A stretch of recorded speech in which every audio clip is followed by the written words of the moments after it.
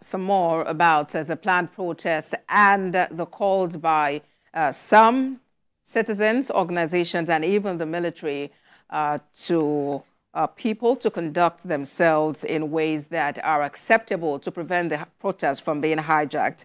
Joining us is Kabiru Adamu, he is CEO, Beacon Consulting Limited. Good to have you join us, Mr. Adamu. Just as the call has been resonating, the military has restated the right of citizens to protest, but it is concerned that this protest might be hijacked, and it's calling on protesters to be careful. What's your take about the military's appeal at this time? Well, it's a good thing that they are appealing, and they are not using language that would appear as if they are trying to suppress the right of citizens to protest. So to that extent, I think it's good.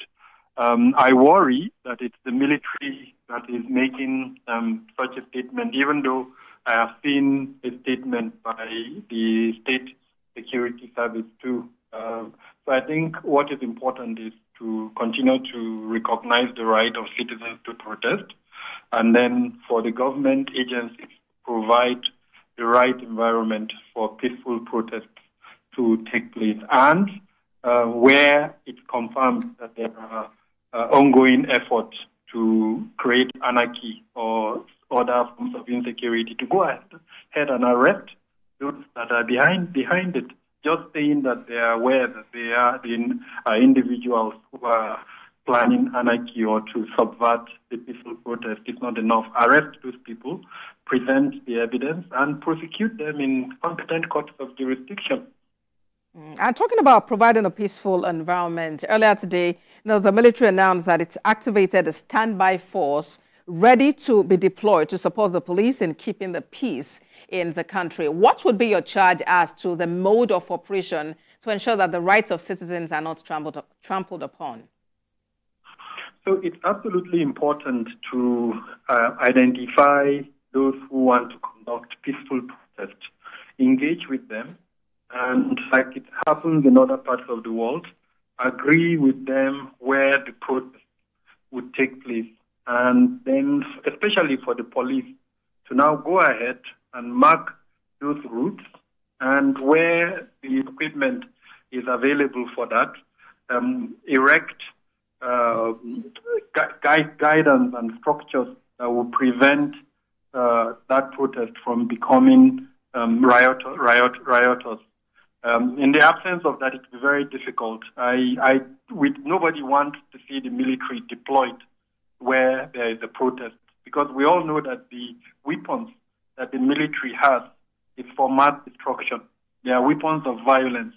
So where the military has to be deployed, I don't think any of us would want that. So the responsibility is actually that of the police to engage with those who want to do a peaceful protest, agree with them the routes, and then, of course, have facilities in place to ensure that those routes are respected and they are complied. In today's world, there is a lot of equipment at the disposal of police to guide and prevent protests from becoming riotous or, in the words of the military, anarchy. Some have raised concerns that perhaps the police is overwhelmed and might just need support from other security agencies, like the army and other members of the military, as we're talking about. Do you think it's gotten to that point? Well, I don't have the intelligence that is at the disposal of government cycles. What we know is what we're able to see from mainly open sources. We know that there is mobilization for a peaceful protest, but the government has come out to say that it's aware that there is a political angle to the protest and that the intention is to create anarchy. Now, if that is the case, like I mentioned earlier on, the onus is on the government to arrest those that are behind that plan. By arresting them, they would have, prevented something like that from happening. But the point I'm making is, in a protest, if the military is deployed, the consequences would be obvious. The military does not have weapons for managing peaceful protest. They have weapons for managing threats that have gone beyond policing, and the consequences would most likely be death.